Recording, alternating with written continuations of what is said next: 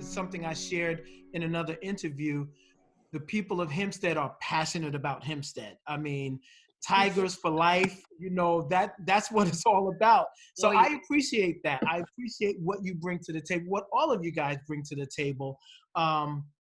So all you guys are much younger than me. Like you talked about people remembering their graduation. Well, mine is so far back, I barely remember it, but I do know it's important. But how do people get in contact with you or connect with your content? Okay, so right now we are posting a lot of content, videos.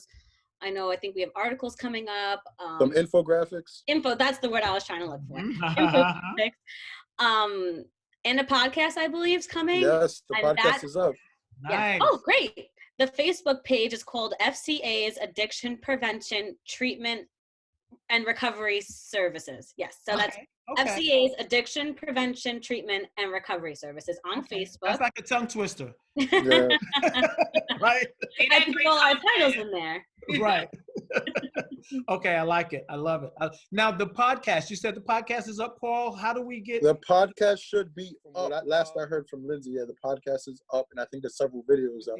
Now, one last thing, guys. How do you see this sort of pause that we're going through? How do you see it, the benefits of it after it's all over? Do you think there's some things that you're doing now or some things that you've learned that you'll be able to implement even after this is over? I think for people in general right now, it's all about alone but not alone, keep in contact with people. If you keep in contact with your support, your groups, your counselors, your anything, a lot of people are going online. Right now there's a huge influx in free mental health care online. They're having free groups. Even certain agencies are having their own stuff for free online. Even just reaching out to people more, people that I didn't really call on the phone before, but now I'm like, oh, I have nothing, let me call them. Like, everyone's home, they're gonna answer. Exactly. So I think even keeping that connection after we're allowed to go outside is super important for everyone. And that's, I think, a positive thing. A lot of people are spending quality time with their families while they're at home that they didn't have time to do before. I also agree. I think time to, appreciate those around us.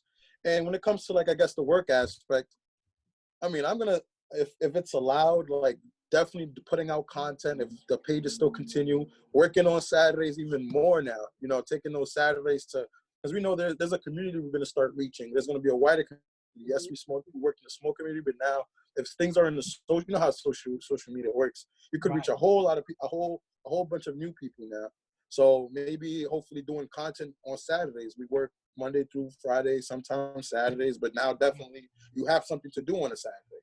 So bringing that along after the sports is over. I love it. The people that we work with are ages 10 to, I believe, 20. iPad savvy. They're on social media. This is a great way to reach that demographic. This is we should have been doing this maybe. So this is a great thing. Right.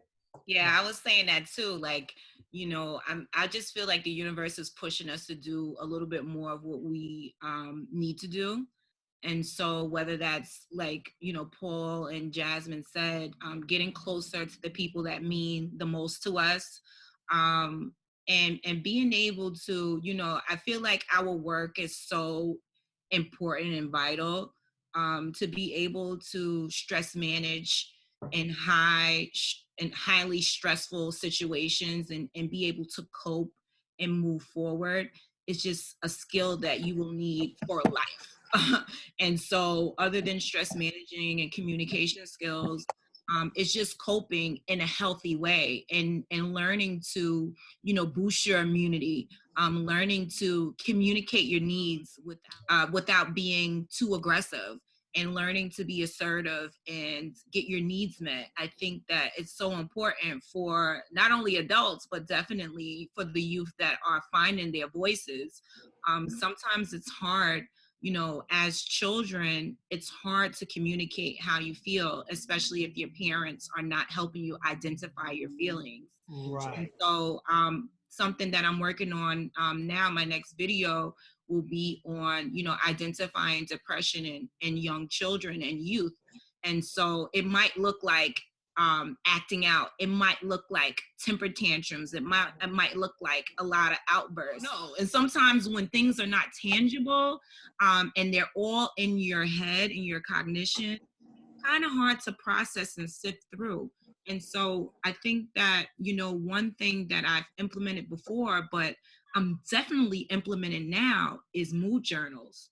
You know, my individuals, they have a hard time with the remote learning. It's so much. They're getting five assignments from 5 different classes a day. And so that's a lot of work. Right. You know, compared to what they're used to in school, and especially they're not hands-on. And so what if you have a parent that is an essential worker? What if you have a parent that just lost a job? What if you have a parent that has been affected by COVID-19? It's so much going on, and it's so much to kind of take us off our A game. And so what we do here is just, we help guide. And that's what we kind of encourage our parents to do. Not demand, not to give orders, but to help guide. And discipline is so much different than punishment. Right. So when you guide and you encourage and you help identify, it can help things and processes go so much easier. Yeah, absolutely.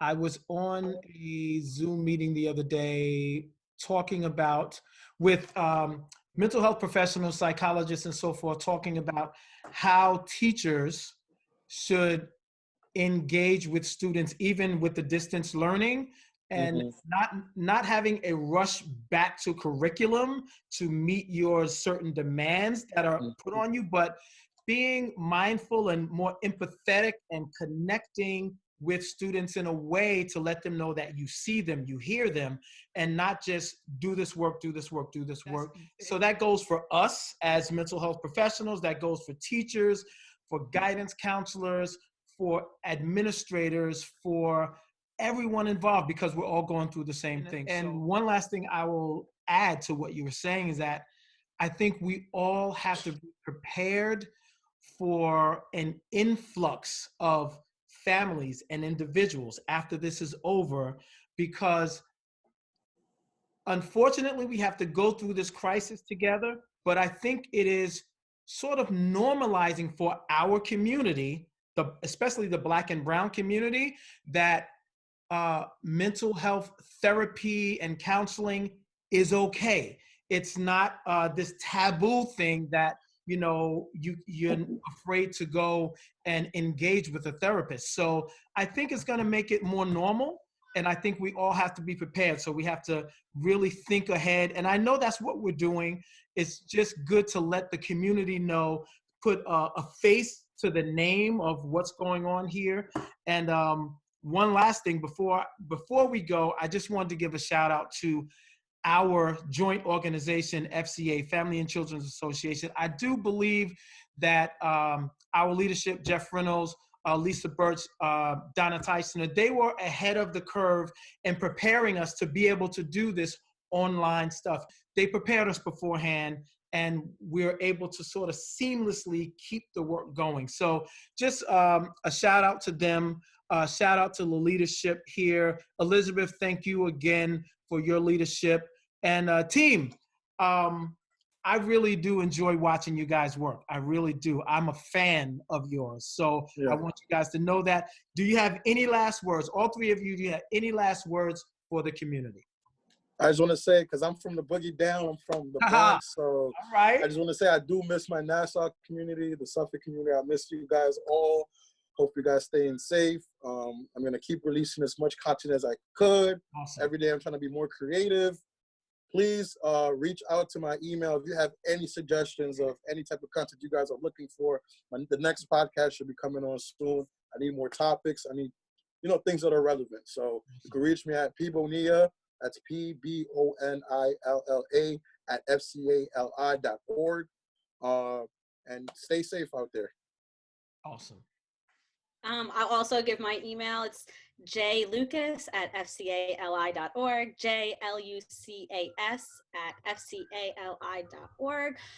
Definitely check out our Facebook page, and the name of that group again is FCA's Addiction Prevention, Treatment, and Recovery Services. Feel free to ask any questions on any of the posts. Definitely what Mr. Bonilla said. If you guys want to see something that you're not seeing, you have a question, feel free to ask and we'll try to provide that for you. We're free for you guys. And you can follow me or, add me on Facebook. I'm at Mrs. Smith. So that's at MISSES SMITH. And so you guys definitely add me. Definitely, you can always call me because we are also available by phone. And so if you can't reach me, please leave a message and I'll call right back, 516-486-7200. And my extension is 5217. Awesome. And Hempstead community, again, I'm Thurston O'Neill, the director of FCA's Hempstead Prevention Coalition. And you can reach us at 516-486-7200, extension 4318. You can reach me directly at O'Neill, TONEAL, at FCALI.org. And you can visit us. Please visit us, join, share, like content on our Hempstead Prevention Coalition Facebook group page. And I believe that's it. And again, shout out to our home organization, Family and Children's Association. You guys can always reach them at fcali.org. And that's it, guys. Thanks again for coming on. I do appreciate you. And we'll talk to each other again really soon, okay? Yeah. All right. Bye-bye, guys.